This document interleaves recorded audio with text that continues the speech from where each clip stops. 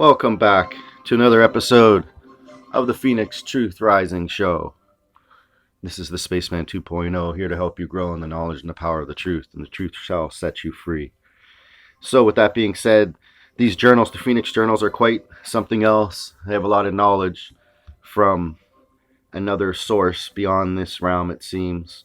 And it seems to go into understandings of things far deeper than we've most likely thought about in our past.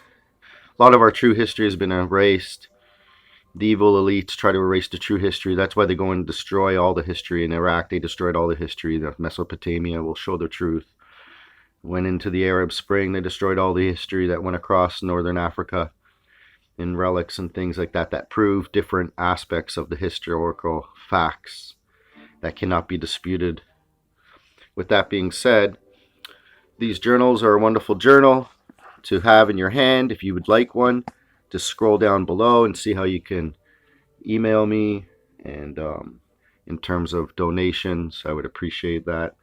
You can see down below what I recommend for that. And with that being said, let's get on with part 16 of From Here to Armageddon, finishing off chapter 8, and all about the traps and deceptions that go on with New Age movements and gurus and stuff like that. But the truth is hidden in plain sight, and there's a lot of truth in a lot of different religions. I love studying all the sacred religions to understand the truth within.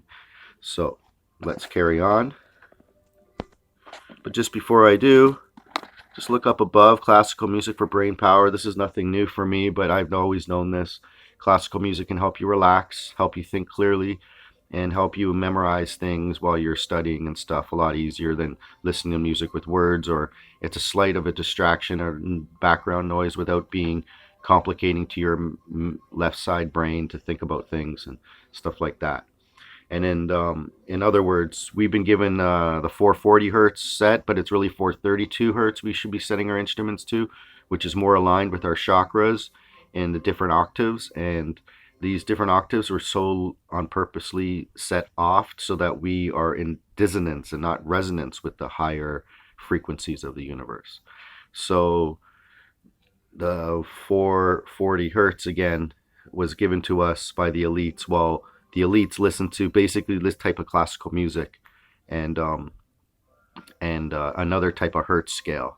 And they even had maybe, I think, 9 octaves, which traditionally was presented to the elite and the kings and queens of old.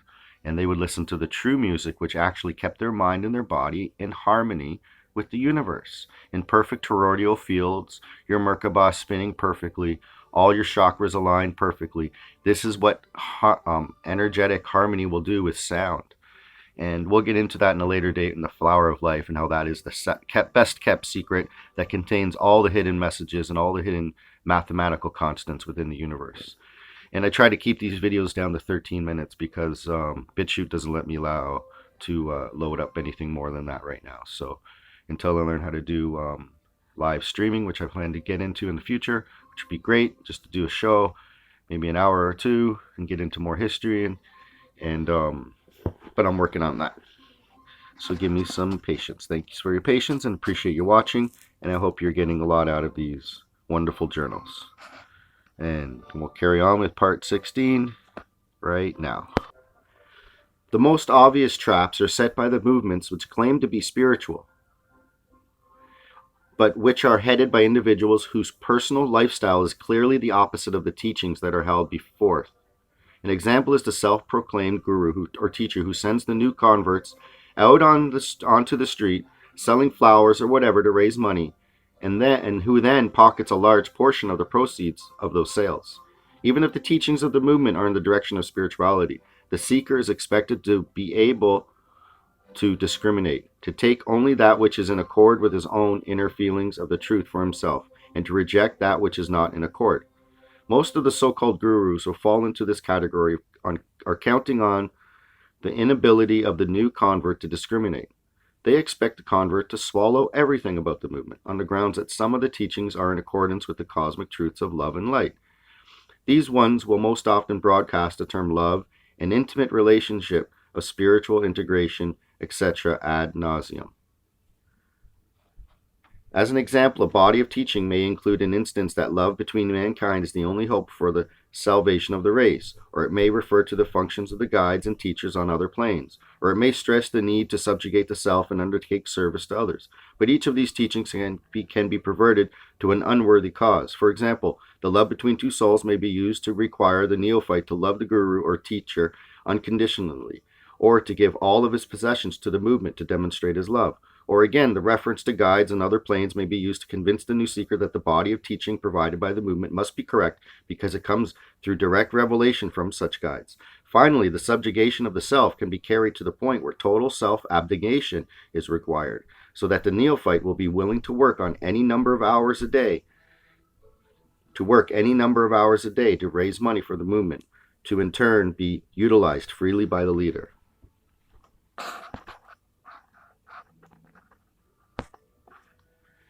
Seeing through the shams. The soul caught in such movements is not left without guideposts. He is not abandoned by his guides, who are anxious to move him on to a broader perspective of reality. This can only happen when he sees the sham of the movement which has trapped him, and this perception can come if the seeker watches the signs and clues which come his way. The easiest way to discern the truth of any movement is to study its leader or founder. If the leader or founder is living richly off the sweat of the converts, then he is a false guru. That is the most obvious means to detect fraud of this kind. But for those who understand the cosmic laws, there are other ways. For example, there is a law that any individual on Earth plane must show on his physical form some sign or characteristic which identifies his true essence. The law is in conformity with the assertion that those who have eyes to see and ears to hear can always find the truth by direct observation. Look at the face of the leader. Look at his bodily structure. Does he have a serene, happy countenance, or is there something sinister about him? Is he grossly overweight, to the point of obvious self-indulgence, or is he crippled in some manner? Sometimes the crippling is the overweight itself. Now don't go off the deep end. I speak of grossness, or is that one maintained so perfectly in body form as to be obsessed with his appearance and vanity? Does his appearance give you any reason to doubt that he has only the best interest of the race at heart? There are other areas to study as well. Has the leader ever been hounded through the courts or banned from any country? Have any of the followers ever developed mental aberrations or schizophrenic traits as a result of their exposure to the movement? Do the spokesmen for the group want you, first and foremost, to give an appreciable sum of money or to take some expensive course as an introduction to the teachings? I speak here of personal gain for the leadership itself, of benefit only to a few top people. Does the movement offer mainly success in the physical world, money, business, love, power, rather than a deepening of the understanding or spiritual wisdom? I stress that the seeker is always given ample clues to the true nature of any individual or movement. He need merely open his eyes and read the signals directly. They never lie. Always good, too, to look at what a leader might end up in court about. Remember, Emmanuel was harassed quite notably by a court of justice. Don't miss the point. As we deal with the groups and movements which are intended to trap the unwary seeker, let us not miss the point. Most of these things are aided, abetted, and encouraged by the energies of the DBBs, which is not to say that the leaders or main instigators are themselves mere puppets of the Dark Ones. In some cases this is true, but in the majority of such movements, the DB merely spurs on the innate negativity and greedy ego of the leader, prompting him to seek wealth through the movement or control over others or fame, just to stand out in wondrous holy garb and espouse pearls of wisdom, his. As to the souls who become entrapped by the movement, they too are influenced wherever possible by the DBBs, who are attempting to keep them locked up in a movement where they will not be able to use their enthusiasm and energy in reaching directly out to their brothers living so-called normal lives. The idea is to trap the unwary seekers in a vortex, to take them out of the mainstream, and in many cases to bring about estrangement between the seeker and members of his own family. Between the seeker and members of his own family, so that the energies of the seeker will be tied up in the emotional struggle and thus be unavailable to help his brothers. There is, however, an additional phase to the efforts of the DB to deter the advancement of the race through sidetracking seekers. They know that those who are impelled to find a spiritual path through life are the best hope of the world, for these souls have the possibility of reaching many, many other souls through their words and deeds. Because such souls are so pivotal to the salvation of mankind, the DB desires above all else to cause them difficulty, to sidetrack their energies, and to sow confusion and contention between them. Do any of these things hit any nails upon their heads? In terms of causing the seeker difficulty in his life pattern, the DBBs are permitted to insist that certain karmic burdens which such souls carry be discharged at a time convenient to the DB. In most cases, the petitions by the Dark Ones are granted, and the karma is allowed to fall upon the seeker. The exceptions are made when the seeker is at a sensitive phase of his quest and has placed himself in a position from where he could accomplish much which would lead others to seek a higher way through life. Aside from these exceptions, as we say, most such requests are allowed. This is why certain souls who are clearly aware of higher truths will from time to time be visited by misfortune that does not seem to be tied directly with lesson learning and which is not even indicated by the planetary positions.